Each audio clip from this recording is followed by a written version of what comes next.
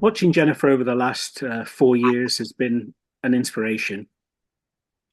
Um, you'd have to be blind at the moment to fail to recognize that a disturbingly large amount of people across the Anglosphere are pandering to what is essentially a cult.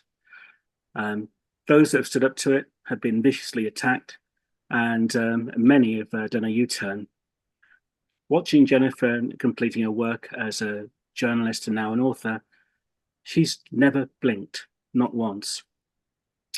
Um, on that end, I could cite many positive characteristics, but the one that really stands out is her courage. It's something which I think is best summed up by her fellow American journalist, Chris Hedges, who said, "To resist radical evil, as you are doing, is to endure a life that, by the standards of the wider society, is a failure.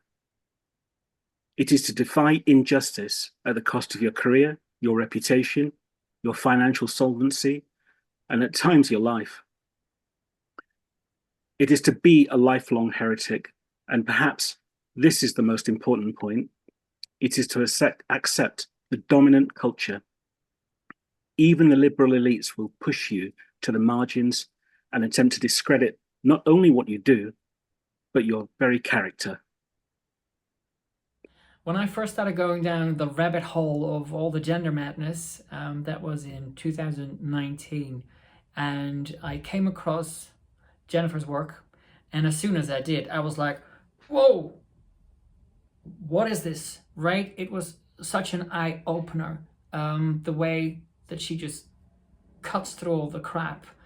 In her article, she focuses very much on the money, the power, and I think she calls it the techno medical industrial complex, and that can sound really cold, but actually what's underneath all of that is a love for humanity. That's what drives her work, and that's why she keeps warning about how all this gender crap is about completely deconstructing the reality of sex, the reality of our sex bodies, so we can become nothing but commodities. She links that in with the fertility market, with surrogacy, and the bigger picture of transhumanism and the blending of humans and technology, and where you basically cease to be human as we know it. And I think she uses the hashtag stay human. So even though when you read it, it can come across quite cold, or the subject is actually driven by a love for humanity, and she's there to remind us. And it's like she's on the rooftop shouting it out through a megaphone: stay human, don't let this win, because when you let go of the reality of sex, then all bets are off, as she says. So I want to thank her for her work, because it's hard work. Genderism, I would say, is an ideology that's born out of a mental condition, that's born out of a social issue. Its roots are in male fetish, autogynephilia, which is the attraction of oneself as a woman, that has been driven by men with this condition that are very, very wealthy. And it's been driven as an ideology because they wish to have their fetish validated. And also, this fetish is about disembodiment. In order to appropriate the sexed body of the opposite sex, you have to dissociate from your own body. So that's what this fetish does specifically. It's a compulsion, it's an addiction, it's dissociating, and it's happening on a very grand scale at this point, because it's ideologically driven into the culture with great, great sums of money. It's being ideologically driven for both profit and eugenics. It's obviously profitable for the medical industrial complex. Drugs, surgeries, and a lifetime of medicalization and attachment to the medical industrial complex is obviously going to be very, very profitable. Not just the surgeries themselves and the drugs themselves, but or the hormones themselves, because there's other drugs involved in that, anti-rejection medications and antibiotics and astringents and disinfectants and all sorts of different drugs. And there are complications that are going to happen to the human body through the course of a person's lifetime because they're ingesting wrong sex hormones and have had very extreme surgeries. So this is going to attach people to the medical industrial complex for life. And all of the men that are the elite men that are driving this ideology into the culture, into our institutions, into the law, into medical institutions, into universities, into grade schools, are all very, very, very invested in the techno-medical complex. They have vast, vast investments in the techno-medical complex. And the more it's driven into the culture and accepted as normal, that's going to be, more and more profitable for people. But what this is basically is tilling the ground for greater and greater changes to humanity.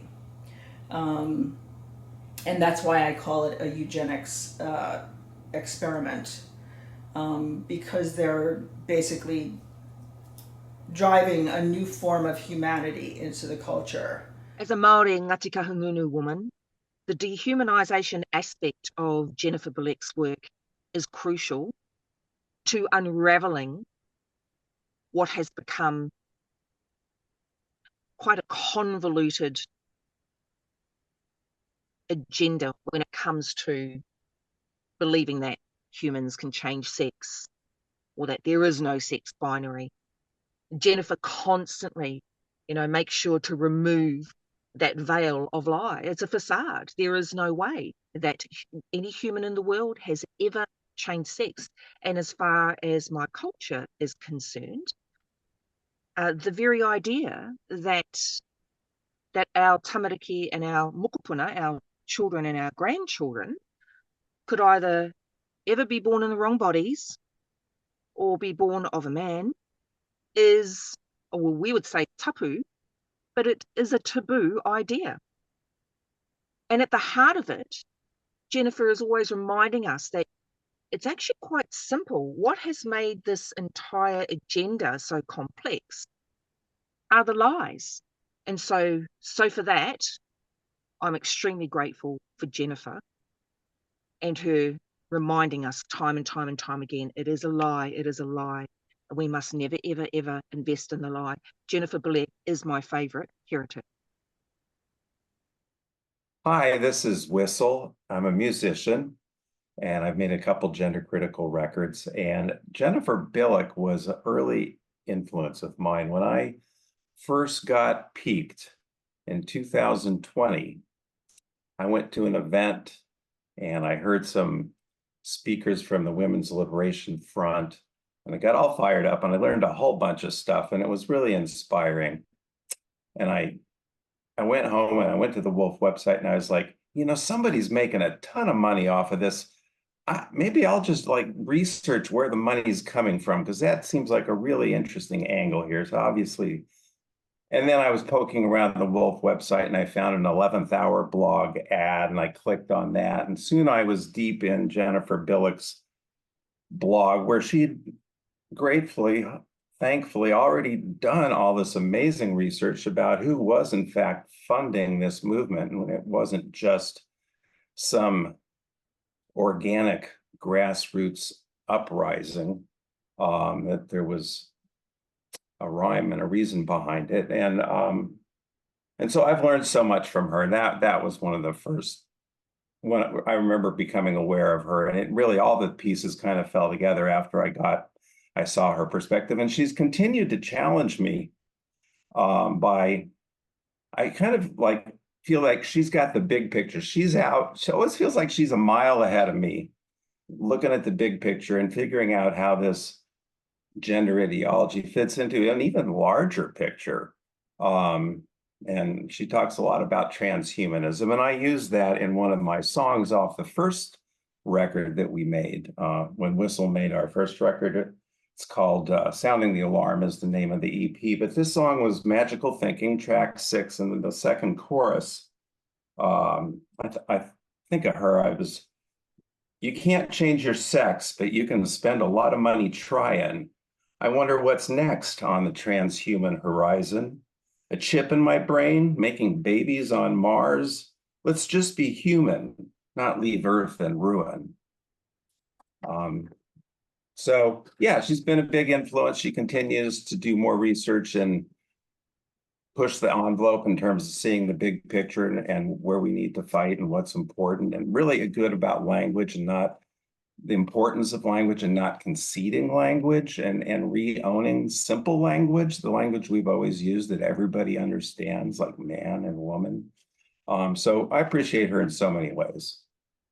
People are being compelled to take this on, to invest in this as something that's real, even though it's in the mind, because where the elites are driving us to living in basically a metaverse and not attached to the real world. We are already far, far less attached to the real world than we were 100 years ago. We're invested in technology. We probably touch machines much more than we touch actual human beings in our lives. We have no idea where our food comes from. We don't have any relationship. Most of us living in cities and suburbs don't have any relationship to our food source. Somebody else is doing that for us. Technology is doing that for us. Industrial agriculture is doing all that for us. So we don't like grow food, we don't pick food, we don't kill animals, so we don't really have that relationship with the land and what sustains us. So that what we're gravitating towards is something more extreme than that, where we're living further and further away from the natural world and we just exist inside of our minds and each other's minds. I became aware of Jennifer Bilek's work, and to be honest, I didn't know whether it would have application to the UK context, because we're not as obviously driven by money as the United States, and we have a National Health Service and a lot more state involvement. So the first thing that I did was I had a look at Jennifer's work on the Arcus Foundation, and sure enough, when I drilled down and looked at the funding and where it was going, there was a ton of it coming into the United Kingdom. Probably most significantly, $150,000 to a charity called Stonewall, which was the premier gay rights charity in England. And basically they took money to add transgender ideology or trans to their activism. And then it completely changed the nature of their work and has become a completely massive trans lobby. But because it had a solid reputation, you can't underestimate how much of an impact that has had. So then I also looked at funding from the Open Society Foundation and discovered that they had huge amounts of funding in various organisations across the UK, NGOs, charities, loads. And also they had funded The Guardian specifically to do a sort of product placement, advertisement on transgender ideology. So again, Jennifer's work was absolutely pivotal because I would never have thought to look. And then following on from that, I looked at any charities that had taken funding from the Arcus Foundation. And one of them was a charity called Barings Bank. Now they funded the parliamentary group. It's all political parties, and it was on looking at LGBT issues. And Barings Bank funded the secretarial services for that group, which were then provided by Stonewall and another trans lobby group called Kaleidoscope Trust. So following the trickle of funding from Arcus Foundation, if it doesn't come directly into British charities, it's coming via other foundations that are also funded by Arcus Foundation or Open Societies Foundation. And it's been absolutely massive in terms of the impact it's had in the United Kingdom, but also in other countries, because they also fund a lot of lobby groups that work in South Africa, South America, the Caribbean, Southeast Asia. So it is a global movement, and nobody covers that better than Jennifer Bilek. So really all I'm doing is drilling down and looking in more detail at where that money has ended up in the United Kingdom, or has influenced charities and lobby groups for all sorts of issues. For example, Girl Guiding. They took money from various foundations, and sure enough, then they became a trans inclusive or a mixed sex organisation. So the money is a huge impact everywhere. But the other thing that Jennifer Bilek does is she actually pinpoints particular characters that have had huge influence. So she looked at Martine Rothblatt, and Martine Rothblatt wrote a book called The Apartheid of Sex. And because of Jennifer, I actually read that book and I did a series on it. And it's almost like he was writing a blueprint for how we could re-engineer society to centre men who wish they were women or trans. So that was another aspect of my research that was I would only have been aware of that because of Jennifer's work. And the other thing that Jennifer did was she made me look at individuals that were working behind the scenes in the United Kingdom. So I started to look at other trans-identified men and where they were being placed. So we had one trans-identified man who had worked for the for the UK government in various organisations. He's ended up being the deputy director of the census. And the census is a huge survey that's done of everybody in England and Wales, England, Scotland and Wales. And it looks at all the demographics.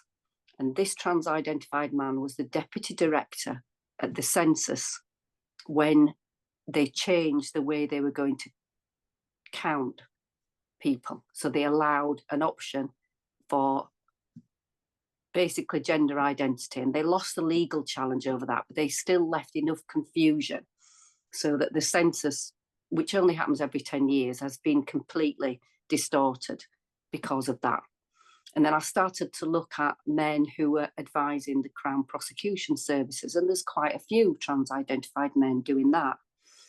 And I started to look at trans-identified men in charities and various organisations, and they were absolutely everywhere. So I've got a whole series on trans-identified men behind the scenes, which kind of explains why the ideological capture is so complete, because we've totally ceded control of the narrative to men who wish they were women. You can't win a war if you don't know your enemy. And you certainly can't win a war if you don't even know you're in one. And that is why I'm so very grateful for Jennifer Bilek and her work, because she has shone a light on the fact that we are in a war. And it's a worldwide war against women.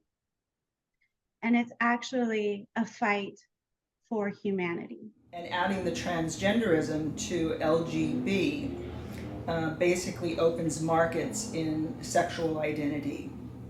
You can't really do that with a sexually dimorphic species, because all of the identities that you can get are lesbian, gay, bisexual, or straight. But if you add the T and you add gender identity, then you have a whole new marketing constituency based on all of these different identities, and you can market different things to them. And this is the way that capitalism functions. You have to continually break things apart into smaller and smaller compartments in order to open markets. So if you're going to sell like makeup or something, you're not going to sell just like 3 colors of skin makeup. You're going to sell like a wide variety. You know, the wider your variety, the more makeup you're going to sell. So, and now they're selling human sex, compartmentalized. So you already have markets in sex in terms of identity, and you have markets in sex related to the body, like pornography and sexual trafficking. But this actually breaks the human apart We are no longer whole sexed beings. So this is opening markets, and it's also being driven into the teen marketplace, because any tyrannical system is going to try and capture the youth market. They're not going to stay focused on the adults, because we're going to fade out, we're all going to die. But the next generation, as we can already see, they're picking this up. And anybody that doesn't see this in the way that they do, that this is normal, is a bigot and a racist and a horrible person. And they can't even open themselves to hearing anything else. It's like they're in a cult. And this is purposeful, because it will capture the next generation. They won't know who or what they are, and they'll be far more malleable to being compartmentalized as bodies. One of the things that I absolutely love about Jennifer Bilek, I found her right away, because I've worked in children's mental health, community mental health, child psychiatry, adolescent forensic psychology, adult forensic settings. And, I see how contracts go, how contracts are awarded, how money moves. Even though I'm a psychologist, I early on, I paid a lot of attention to money. Diagnosis, psychiatry. Boy, you better have that diagnosis to get that money. And, I was really fascinated as a young, I was a pre-doc and then postdoc pre-doc intern and then postdoc intern, and then moving forward professionally. I used to think, how does this entire zip code have the same diagnosis? How does every boy in this zip code have attention deficit hyperactivity disorder? How does every boy in this other zip code suffer from oppositional defiant disorder? How does that happen? Shouldn't it be more random in its presentation? This doesn't seem, it just seems too systematized to me. So when I discovered this thing, many, many years later, obviously, discovered this thing about dehumanizing women, very specific to woman, very specific to the girl child and the woman. Vulva haver, front hole, bonus hole, birthing body, black birthing body, and this foolishness. I said, my goodness, this is very organized. What's happening? And so I went and, I immediately go to academic research, to academic journals. What's going on? And I immediately started looking at the money. Who's going to profit? I learned that from, all the pharma reps that used to come to the clinic and to the hospital, sell the new, the new drugs that are coming out. Oh boy, we got a new time release Ritalin. We got a new time release Adderall. It's supposed to be better than the fast acting, previous version, blah, blah, blah. So I know there's a connection from the research, drugs that are coming out of clinical trials, to the farm rep, who then brings it to the clinic, and they're going to bring it to the poor people, the clinics that are serving the poor.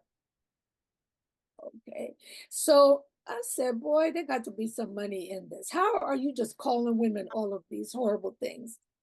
And what? Trans children, what?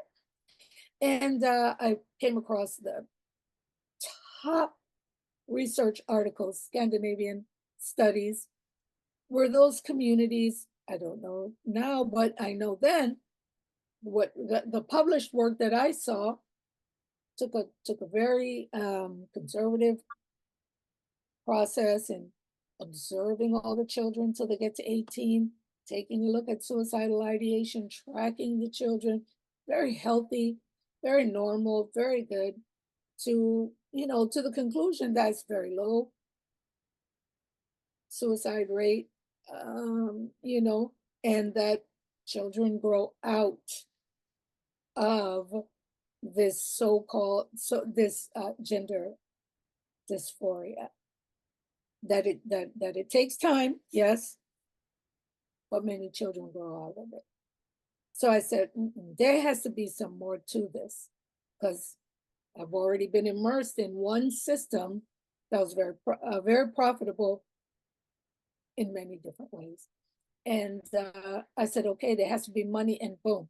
First article I found, so I went to the research literature and I found excellent studies. And unfortunately, much better than the American, the United States, that don't track the children the way they do in the Scandinavian countries. And then I found the money with Jennifer Bilek, and I found, the crime studies from Women Are Human with Diana Shaw. So between the crime, the money, and the research, I said, okay, I got it. I was never one that had to peak. You didn't have to convince me. I didn't have to go, aha. I was never one. First of all, I didn't even know this world existed. So I didn't have to struggle to get out. So right away, I learned what was going on. And I found the market research, the projections on where,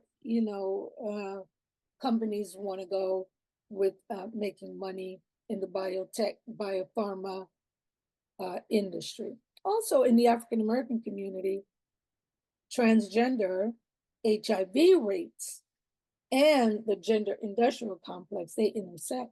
There's a lot of money. So you really a lifetime patient between HIV meds and the gender meds and surgeries and treatments and things. So I love Jennifer's work. She just gets to the point. She names names. Like, my God, girl, I hope you're okay. She names names and she lets you know, this is where we are. This is a new arm of capitalism. Is looking at our children, and it's also a part of the erasure of woman. And then for me, I said, my goodness, women are being colonized. So my work is looking at the woman as an institution, an organization. It's like a corporation that's been bought out by hedge funds, by a hedge fund company, and they just want to just chop up the woman. Because I also look at foster care. I also look at the poverty industrial complex. I look at our economy that outsources without hesitation.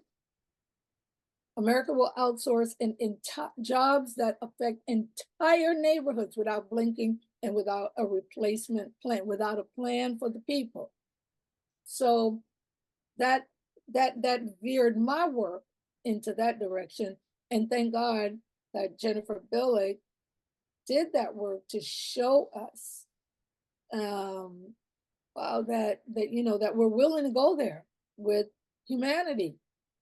It's very sad, really, to think that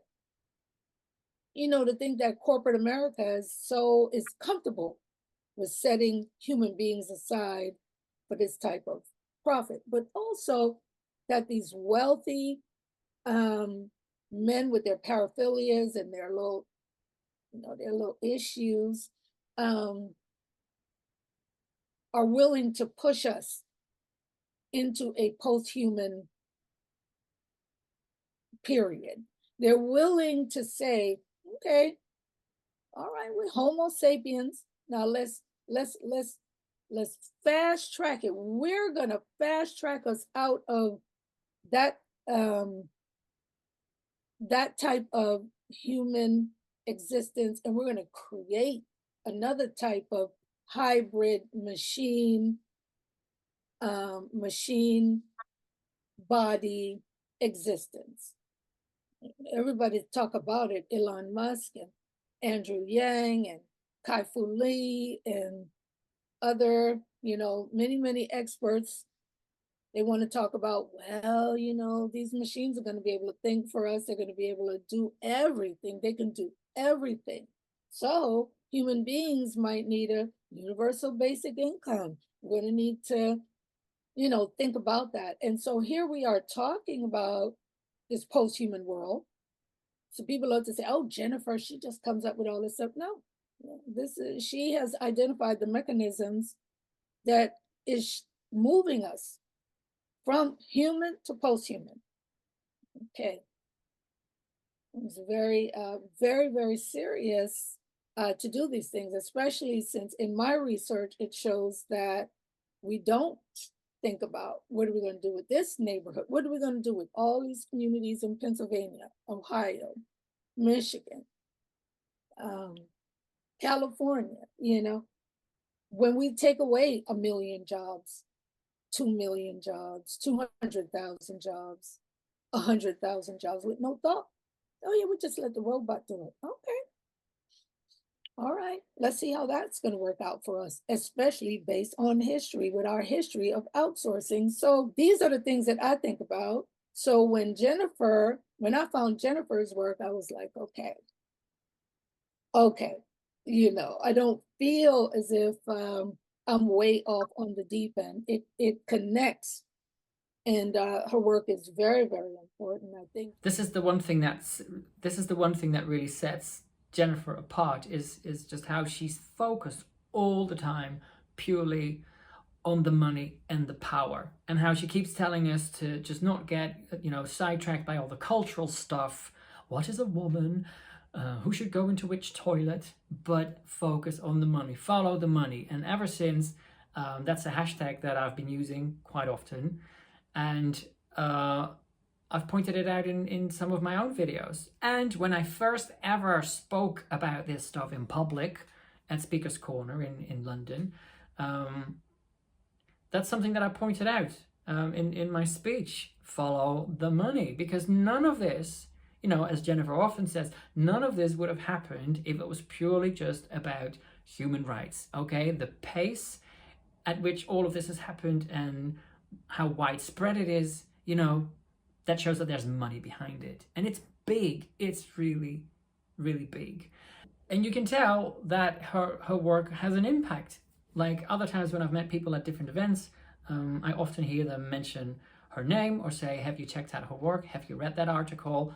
Check the 11th Hour blog. Deconstructing the language that we're being told to use, rather than this word trans, which, as Jennifer says, is just a marketing term to sell drugs and surgeries to vulnerable adults, confused kids, to families. And it's much more of a synthetic sex identity that we're being told is legitimate, that our normal, natural sex identities of male and female are outmoded. And just like all the other synthetic products we're being told to consume, synthetic sex identities are now a new product that we can all adopt. I've been so influenced by terms like the gender industrial complex, synthetic sex identities, the idea that there are people that stand to benefit greatly by this money and power grab. They can sell us our genitals as interchangeable, and then they can destroy our fertility of let's say, of children and young adults, and then sell it back in the form of preserved sperm, preserved eggs, test tube fertilization. So it's a way of commodifying the human body and also human bodily processes, because our brain and our body develop at exactly the same time, out of exactly the same cells. And we are our body. And Jennifer's admonitions to stay human and stay connected to our body, to biology, to what grounds us in reality on this planet, and ignore the corporate propaganda that we're meat Legos and that we're just interchangeable parts. So when the gender cult came for my children, and this was in the form of the pronoun rituals at school in the 7th and 5th grade, in large part due to Jennifer Bilek's work, I knew that this wasn't something I could just keep to myself and conversations with principals and teachers, this was something I needed to start speaking out against on a larger platform at school board meetings and at the state, because this isn't a question of just saving your own kids from the cult. This is the question of saving an entire generation from being forced to participate and compelled to lie about the very nature of humanity. Hi, my name is Rachel. I live in Oregon, one of the most captured states in the United States. When I came into this issue, I came into it as a liberal, and I was concerned about what I was seeing in schools. My daughter, who was in elementary school, had another student who would claim a trans identity when they were only probably about 9 years old. And it just seemed a bit off to me. So at that point, I decided that homeschooling would probably be the best option because I didn't know what was going on, until I kind of started looking into other people who were talking about this issue. And I did come across Jennifer Bilek's work and her looking into who was funding this and who was pushing it into schools. And it really put like the words to what I was feeling about what I was seeing about this corporate capture and, selling identities to children, using basically lesbian and gay rights in order to do this. How it benefits, basically, is a luxury belief, and it benefits the elite in selling plastic surgeries and all these different medications to children. I'm hoping going forward that there's something that we can do to get this out of schools. I don't see it as being any different than any kind of religious indoctrination, because it's a belief in gendered souls. Is not based in any kind of reality, that we would treat it the same way as we do any other kind of religious belief and not promote it as being truth in our public education.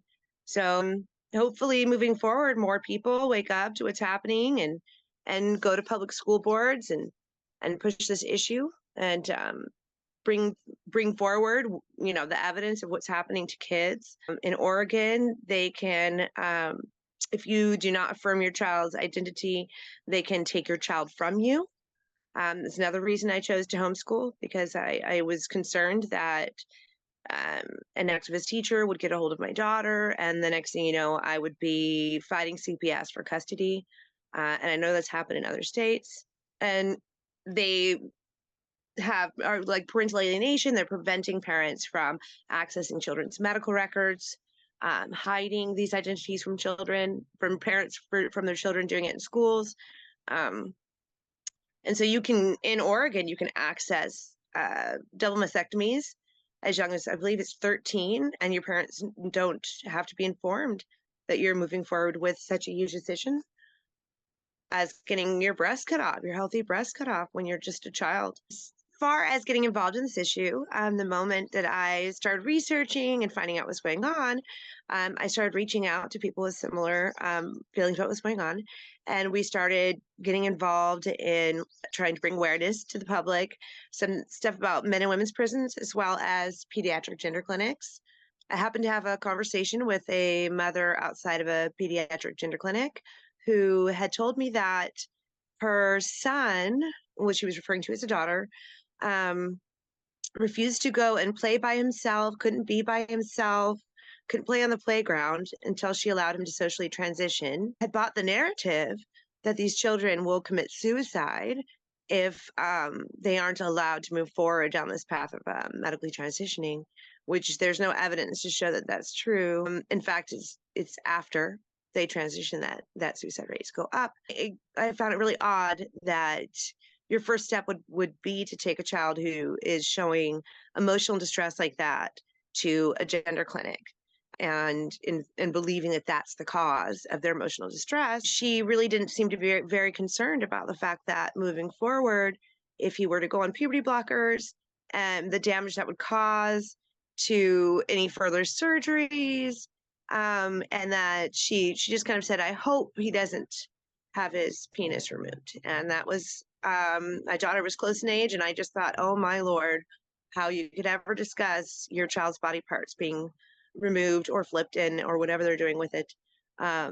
and not just be in absolute distress over that idea. It blew my mind. You know, we have our children and being when they're born, we're so happy that they're whole and healthy.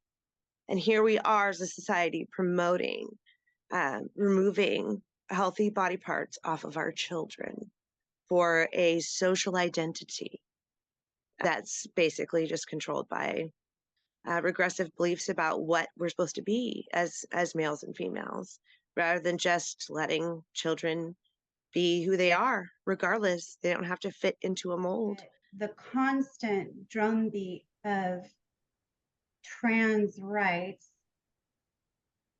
is propaganda, and we are inundated with this captured language at every level of society. And so we have to resist. We have to reclaim our language, because if we start using the language of the cult, we legitimize it. And there is nothing legitimate about transgenderism. Adults are embracing this ideology because of propaganda and fear. Edward Bernays wrote all about propaganda and how effective it actually is, and how the medium that the propaganda comes across in is just as important as the actual message that it's sending. And we are being inundated with a propaganda that's meant to dissociate us from our bodies, and that's propaganda is coming across via technology and machines. So it's very, very, very effective. And I mean, tech grows exponentially. High tech grows exponentially, like every single year. And so the message and the way that it's getting across to us is very, very impactful. And it's absolutely incessant. I mean, since 2014, when this was promoted in the culture with Laverne Cox on the cover of Time magazine, not inconsequentially a black man on the cover of Time magazine, introducing a tipping point in the culture when nothing really in the culture denoted something that would require a tipping point or initiate a tipping point. The messages have been relentless in terms of this being progressive, in terms of this being good, in terms of this being part of the LGB. And the culture has already been very acclimated to lesbian, gay, and bisexual people. And they're comfortable with lesbian, gay, and bisexual people. So adding this to this human rights movement makes it seem like it's just another part of LGB, and this is how it's driven. And if you start to think about that critically, then you are framed as a bigot. And you are doxxed and you're threatened, whether you're an individual or a business or a media platform. They will not allow you to get away with this. And by they, I mean the techno-medical complex. You can call it the transgender lobby, you can call it the gender lobby, you can call it transgender rights activists, but what you're really dealing with here is the techno-medical complex. This is exactly where it originates, this is where it's grown from, this is where the propaganda is coming out of, and this is where it's driven from. So this is what we're talking about. And it's the largest lobbying entity in Congress, and it's probably bigger than the military-industrial complex. There have been professionals that have speculated that it is bigger than the military-industrial complex now. There's a fabulous Lakota saying, and it's anonymous. I think it's anonymous to everybody, but it's definitely anonymous to me. I don't know who authored it. It's a quote, and it's fabulous, and I use it all the time. And it says, this person said that when you get far away, the further away from nature that you get, the harder you become. And this is absolutely relevant, even though it sounds like very, very simple. It's very, very key to what's happening to us right now. The other reason adults are buying into such an insane idea is that it's everywhere. It has been driven everywhere. It's in our government, it's in our institutions. If you go fill out a form at your doctor's office, suddenly there's more than male or female, but there's another gender, there's another sex that you could possibly be. Anywhere you go, this is in, I mean, for people to think that this is just an organic development is startling to me. It's absolutely startling that people haven't even grasped this much, that this is really off, that from like 2014 until now, it's everywhere. It's in our governments, not just one government, but all Western societies. They're changing their laws, they're changing their language, they're changing their institutions to include this insane concept that we're not a sexually dimorphic species. For that to be happening simultaneously all across the world takes an enormous amount of forethought, strategy, money, and yeah, agreement that this is, you know, this is something that we want to drive forward into the populace. The idea that this is a human rights movement around identity is absolute hogwash. It's absolute madness. Governments, big banking, big tech, big pharma, the world's largest international law firms care about people with identity issues, so much so that they're going to rearrange, overhaul our societies in a way that is very disorienting for the entire populace because they care. When did corporations ever care? The civil rights movement, the LGBT human rights movement, the women's movement, have corporations ever really cared? Have they helped? What about the water protectors in South Dakota trying to protect the water on their own land from being polluted by the oil pipeline? They had attack dogs, they had water hoses, guns, dogs, to attack these people. Now that's a real rights movement. They have the right to have the water to keep themselves alive on their own land. But it was interfering with corporate profit. This is how corporations and big banking and big tech respond to human rights movements that get in their way. They don't rearrange society to be inclusive. No, it's absolutely embarrassing and stupid to even. One thing I've noticed is that Jennifer's ideas have really seeped into the conversation at all levels. You hear her ideas and the billionaires who are behind this money and power grab being talked about on all the podcasts, the big podcasts, in the conversations that parents are having, in the TERF conversation, even in the mainstream conversation, the idea that there are people who stand to profit very big from turning children and young people into medical patients for life. So I really started to notice this issue right around the beginning of the pandemic.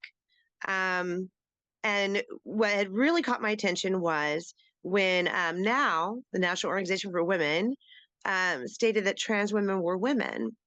And I was looking around, looking for other feminists who thought, no, men are not women, and were in agreement with me.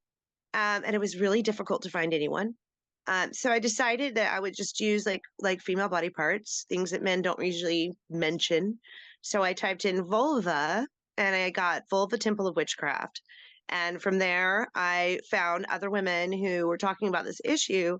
And that's how I came across Jennifer Bilek, an 11th Hour blog, and started reading about her investigating the funding behind this from like the Pritzkers and all of the millionaire autogynephilic men who are really trying to push this idea that this is innate in children. If it weren't for Jennifer Bilek, I would be tilting at windmills. I would think, like so many, that this was just a social contagion, or this was some sort of neo-Marxist ideology, or any number of the other theories out there. But that's not what this is. This is a fight against transhumanists. And I only know that thanks to Jennifer Bilek's work. So I'm so excited for her new book. Me, Jennifer Bilek's work is untouchable. When it comes to connecting the dots with transvesticism, transgenderism, and transhumanism, the only person that I would seek out is Jennifer. She has been working on this particular issue for many years now. And when I first came across her work, I was astounded at not only how important it is, but also how few people actually talk about, especially the transhumanist side. We're talking about trillions of dollars worth of money. That is what a lot of feminists in this movement and women's rights campaigners like myself are facing.